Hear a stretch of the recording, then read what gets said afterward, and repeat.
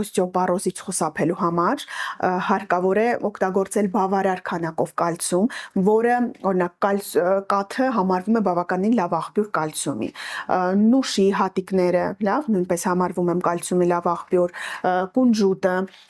նաև կնշեմ, որ բուսական, օրինակ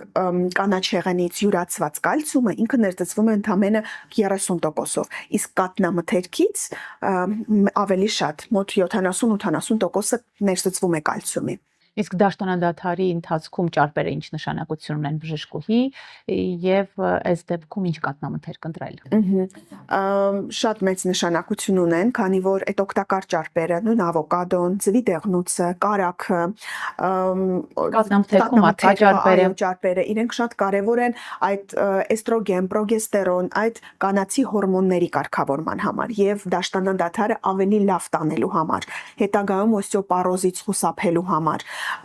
քանի որ այս տարիքային խմբում նույնպես կալցիումի բարձր պաշար է պետք, որպեսզի հետագայում օստեոպարոզ չունենանք, լավ։